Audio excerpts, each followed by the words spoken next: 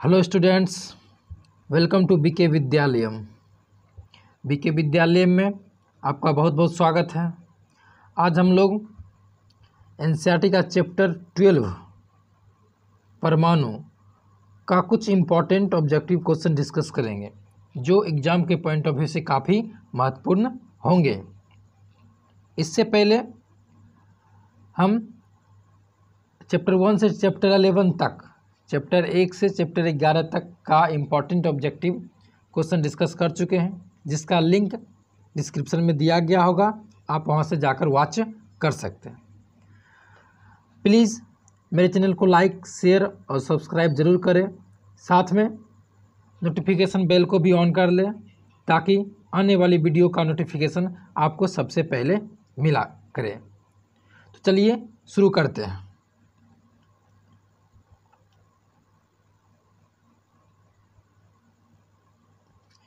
तो पहला क्वेश्चन देखिए क्या कहता है।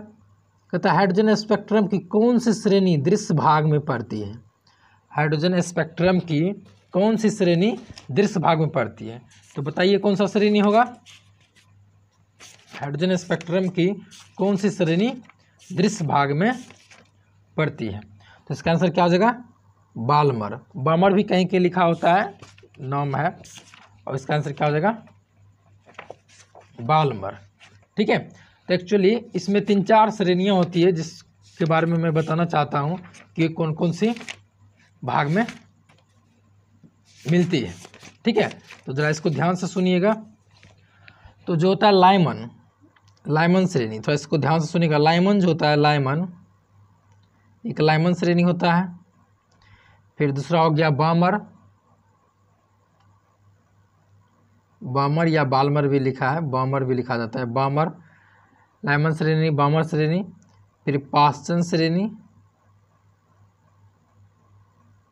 पास्चन। फिर ब्रैकेट,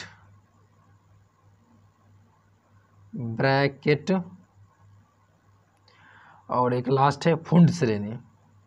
ठीक है, फुंड श्रेणी,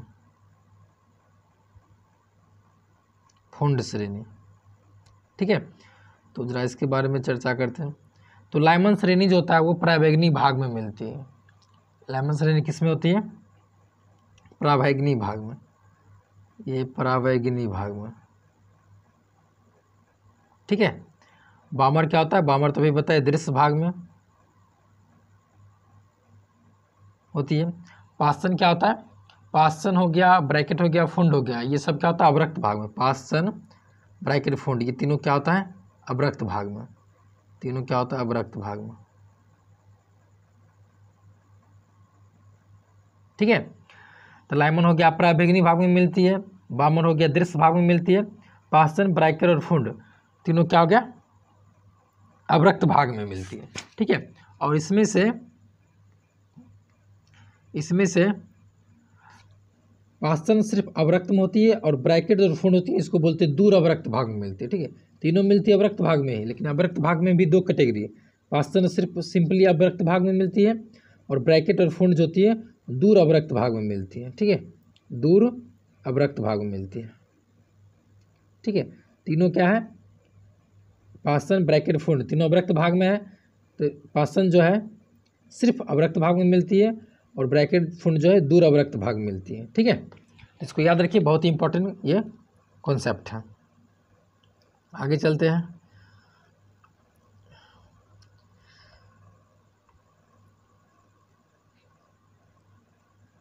फिर देखिए, कहता है हाइड्रोजन स्पेक्ट्रम के उत्सर्जन में बामर श्रेणियां होती है। तभी बताया बामर श्रेणी किस में होती है, बामर श्रेणी किस में होती है, दृश्य भाग में होती है। ठीक है, इसका आंसर क्या हो जाएगा, ए हो जाएगा।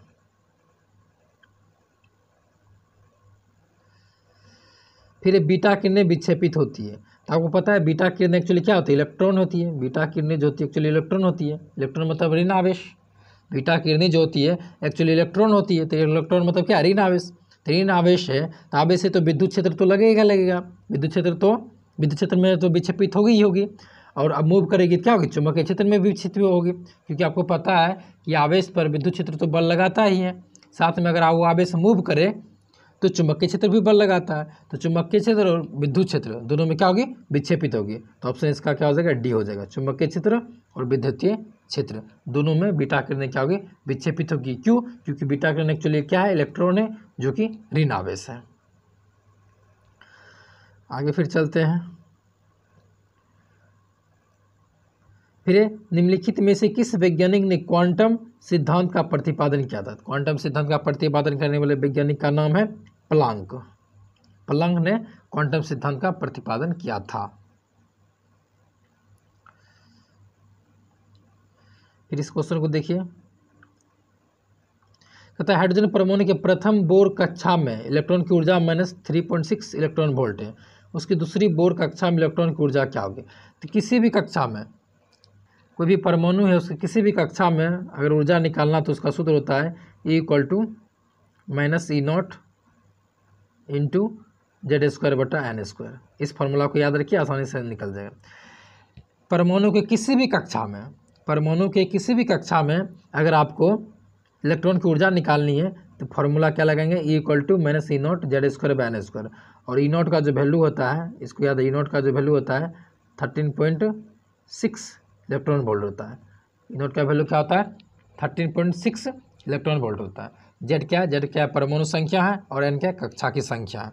ठीक है, तो यहाँ लिखकर मान रख देते हैं -E0। E0 क्या है, 13.6 गुने Z²। जेड मतलब परमाणु संख्या, हाइड्रोजन है, हाइड्रोजन का परमाणु संख्या क्या होता है, 1 होता है, 1 का स्क्वायर 1 ही होगा, बटे n²।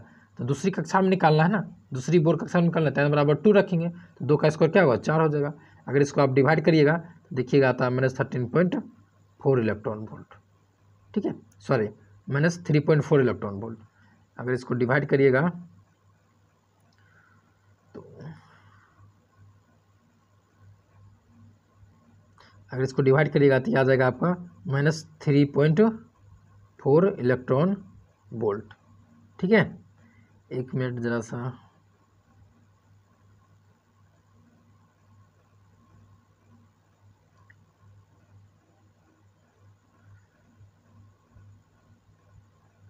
ठीक है। ये -13.6 गुना 1/4 हो गया। इसको अगर आप डिवाइड करते हैं तो क्या आ जाएगा आपका -3.4 इलेक्ट्रॉन वोल्ट। ठीक है, तो ऑप्शन इसका क्या हो जाएगा, ये हो जाएगा।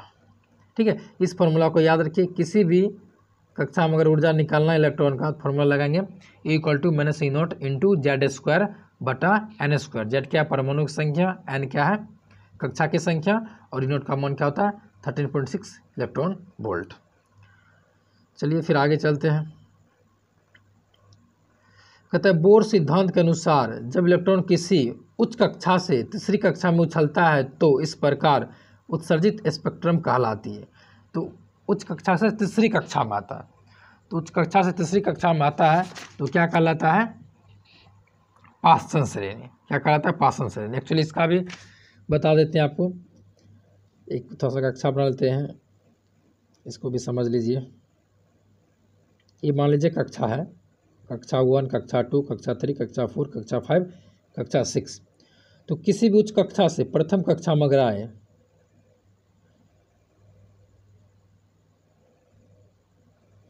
किसी भी उच्च कक्षा से अगर प्रथम कक्षा में आए तो क्या होगा, लाइमन श्रेणी। किसी भी उच्च कक्षा से प्रथम कक्षा में आए तो लाइमन श्रेणी हो जाएगा। अगर किसी भी उच्च कक्षा से दूसरी कक्षा में आए, किसी भी उच्च कक्षा से दूसरी कक्षा में आए तो आपका क्या हो जाएगा, बामर श्रेणी हो जाएगा। फिर किसी भी उच्च कक्षा से तीसरी कक्षा में आए, इसको इस तरह कर देते हैं, किसी भी उच्च कक्षा से तीसरी कक्षा में अगर आए तो क्या हो जाएगा आपका, ये पहला लाइमन हो गया, दूसरा बामर हो गया बी से, और दूसरा क्या, पास्टन हो जाएगा। ठीक है, फिर किसी भी कक्षा से, मान लेते हैं थोड़ा सा इसको, तो किसी भी कक्षा से प्रथम कक्षा में आएगा तो बामर हो गया, दूसरी कक्षा में आएगा, सॉरी किसी भी उच्च कक्षा से प्रथम कक्षा में आएगा तो लाइमन हो जाएगा, दूसरी कक्षा में आएगा तो बामर हो जाएगा, तीसरी कक्षा में आएगा तो पास्टन हो जाएगा। अगर चौथी कक्षा में आए तो क्या हो जाएगा आपका, ब्रैकेट हो जाएगा। और फिर किसी उच्च कक्षा से पांचवी कक्षा में आए तो ये क्या हो जाएगा आपका, फुंड हो जाएगा। ठीक है, ये फुंड हो जाएगा। 1 मिनट।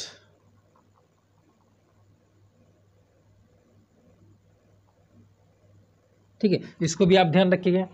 एक बार मैं फिर से रिपीट करता हूँ, किसी भी उच्च कक्षा से प्रथम कक्षा में आए तो लाइमन होगा, किसी भी उच्च कक्षा से द्वितीय कक्षा में आए तो बॉमर होगा, किसी भी उच्च कक्षा से तृतीय कक्षा में आए तो पासन होगा, किसी भी उच्च कक्षा से चतुर्थ कक्षा में आए तो ब्रैकेट होगा, किसी भी उच्च कक्षा से पाँचवीं कक्षा में आए तो क्या हो जाएगा, फुंड हो जाएगा। ठीक है, तो यहाँ क्या बोला है, तीसरी कक्षा में क्या होगा, पासन हो जाएगा। तो आंसर क्या हो जाएगा, बा हो जाएगा। ठीक है,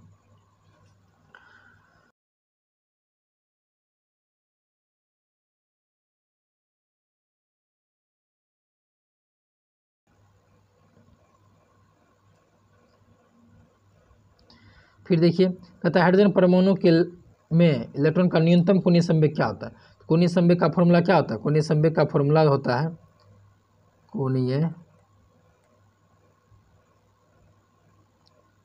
कोणीय संवेग का फॉर्मूला होता है NH/2π। एन क्या है, कक्षा की संख्या है। ठीक है, NH/2π।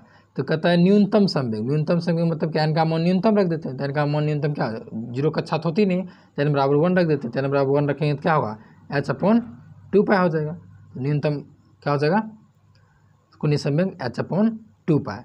कोणीय संवेग का सूत्र होता है NH/2π। एन क्या, कक्षा की संख्या। अब हमको न्यूनतम कोणीय संवेग निकालना है, एन का मान न्यूनतम रख देते हैं। तो एन का मान न्यूनतम कितना होगा, एक ही होगा, क्योंकि कक्षा की संख्या कम से कम पहली कक्षा होगी।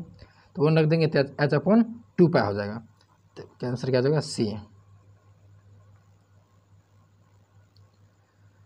फिर है रीडबर्ग नियतांक का मान होता है।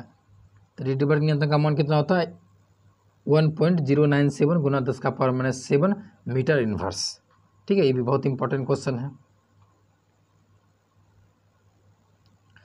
फिर एक कैथोड किरण होते हैं, तो वो पता है कैथोड किरण, आप कैथोड किरण क्या एक्सपेरिमेंट पढ़े होंगे। तो क्या होता है, इलेक्ट्रॉन ही निकलता है, उसी को बोलते हैं कैथोड किरण। तो मतलब इलेक्ट्रॉन मतलब क्या, ऋण आवेश कण। तो ये क्या होगा, ऋण आवेश कण। कैथोड किरण किसको बोलते हैं, एक्चुअली कैथोड से आप लोग एक्सपेरिमेंट पढ़े होंगे, कैथोड से क्या होता है, इलेक्ट्रॉन निकलता है, उसी को हम कैथोड किरण बोलते हैं। तो ये एक्चुअली कैथोड किरण में इलेक्ट्रॉन होता है, तो इलेक्ट्रॉन मतलब ऋण आवेश, ऋण आवेश कण हो जाएगा ये। ठीक है, आगे फिर चलते हैं। परमाणु का नाभिक बना होता है, परमाणु का नाभिक में क्या होता है, न्यूट्रॉन प्लस प्रोटॉन। तो प्रोटॉन एवं न्यूट्रॉन से भी हो जाएगा। नाभिक के अंदर क्या होता है, न्यूट्रॉन प्लस प्रोटॉन। फिर देखिए, रदरफोर्ड का परिकीर्णन प्रयोग निम्नलिखित में से किसका अस्तित्व सिद्ध करता है। तो आप लोग पढ़े होंगे, रदरफोर्ड का जब परमाणु मॉडल था तो वहीं से आया था, नाभिक का अस्तित्व आया था। नाभिक मतलब और कैसा नाभिक, तो धनाविष्ट नाभिक का आया था, क्योंकि उस पर अल्फा कण टकराया था ना। एक हम सोना का पतली पन्नी ले लिए थे और अल्फा कण से क्या करे थे, प्रहार किए थे, तो अल्फा कण टकराया था। तो अल्फा पर भी धनावेश था और अल्फा कण, कुछ अल्फा कण रिपल्सन हो गया था, कुछ टकरा के सीधे लौट गया था, कुछ रिपल्सन हो गया था, बगल से गुजर गया था। तो रिपल्सन हुआ था यानी प्रतिकर्षण हुआ था। तो इससे अनुमान क्या लगाया गया कि अल्फा कण भी प्लस है, तो अंदर में भी कोई ना कुछ क्या है, प्लस ही आवेश है। और रिटर्न हो गया था, टकरा के रिटर्न हो गया, इसका मतलब क्या, अंदर कुछ भारी आवेश है, मतलब भारी चीज़ है अंदर में, क्या कुछ भारी चीज़ है। क्योंकि बहुत कुछ अल्फा कण क्या होता है, कुछ अल्फा कण टकरा के वापस लौट गया था, कुछ अल्फा कण टकरा के वापस लौट गया था। तो इसका मतलब वो तीव्र गति से अल्फा कण जा रही है, तो इसका मतलब बीच में कहीं ना कहीं कुछ भारी चीज़ रखा हुआ है। तो यहाँ से पता चला कोई भारी है, उसके अंदर बहुत सारा द्रव्यमान है, और साथ में कुछ अल्फा कण विक्षेपित हो गया बगल से। इसका मतलब क्या हुआ कि अल्फा कण पर प्लस आवेश है, तो उसके अंदर जो भी चीज़ है उस पर भी प्लस होगा। तो उसी को तो नाभिक नाम दिया गया था। तो धनाविष्ट नाभिक का अस्तित्व आया था यहीं से। ठीक है, तो ऑप्शन क्या हो जाएगा, बी।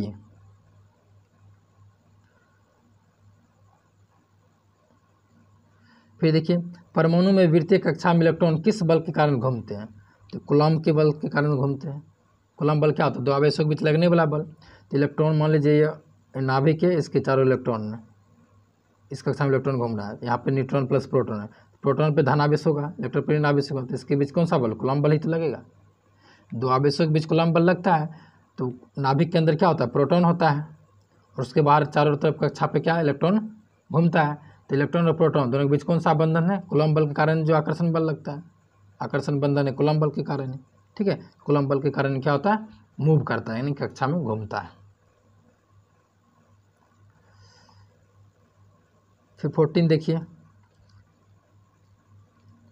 कहता है बोर परमाणु मॉडल के अनुसार इलेक्ट्रॉन उन्हीं कक्षाओं में परिक्रमण करता है जिनमें इलेक्ट्रॉन का कोणीय संवेग h/2π का क्या हो, गुणज। अभी बताए ना कोणीय संवेग क्या होता है, NH/2π, यानी कोणीय संवेग जो है h/2π का क्या हो, पूर्ण गुणज। n का मान कक्षक संख्या बताए थे, n बराबर क्या होगा 1 2 3 4 5 6 इस तरह होगा। तो h/2π का क्या हो जाएगा, गुणज हो जाएगा। तो सम संख्या नहीं, n का मान 1 भी हो सकता है, विषम संख्या गुणज विषम भी नहीं होगा क्योंकि 3 5 नहीं होगा, 1 2 3 4 5 कुछ भी हो सकता है। तो एक पूर्णांक संख्या गुणज सी हो जाएगा, एक पूर्णांक संख्या गुणज। n जो है एक पूर्णांक संख्या होगा, कोई भी 1 2 3 4 5, तो h/2π जो है एक पूर्णांक संख्या क्या होगा, गुणज होगा। ठीक है, तो आंसर क्या हो जाएगा, सी।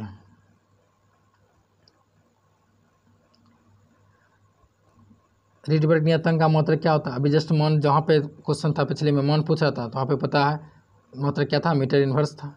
ठीक है, तो रीडबर्ग नियतांक का मात्रक क्या होता है, मीटर इन्वर्स यानी प्रति मीटर।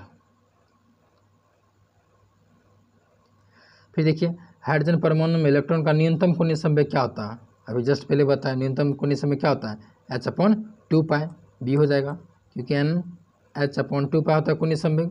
तो n का मान क्या रखना पड़ेगा, 1 रखना पड़ेगा क्योंकि न्यूनतम चाहिए, तो h/2π हो जाएगा। ठीक है,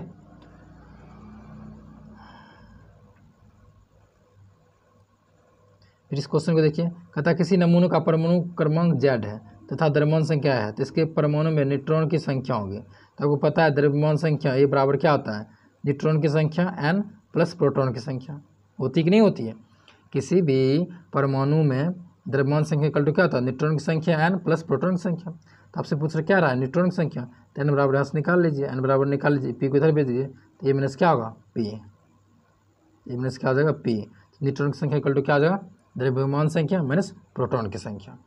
प्रोटॉन की संख्या को Z से भी लिखते हैं, तो इसको ऐसे भी लिख सकते हैं, a माइनस Z, क्योंकि परमाणु Z मतलब होता है परमाणु संख्या, तो परमाणु संख्या और प्रोटॉन संख्या दोनों तो बराबर होती है, p इक्वल टू Z होती है, तो p की जगह पे हम Z भी लिख सकते हैं। ठीक है, प्रोटॉन संख्या और परमाणु संख्या क्या होती है, दोनों बराबर होती है, तो n बराबर क्या हो जाएगा, a माइनस Z, तो इसका आंसर क्या हो जाएगा, D हो जाएगा। ठीक है, ये कुछ महत्वपूर्ण सवाल थे जो एग्जाम के पॉइंट ऑफ व्यू से काफ़ी महत्वपूर्ण थे। अगर आपको इन सारे सवालों में कुछ डाउट है, कुछ कन्फ्यूजन है, तो आप मुझे कमेंट करके पूछ सकते हैं, मैं आपके डाउट को सॉल्व करने की पूरी तरह कोशिश करूँगा।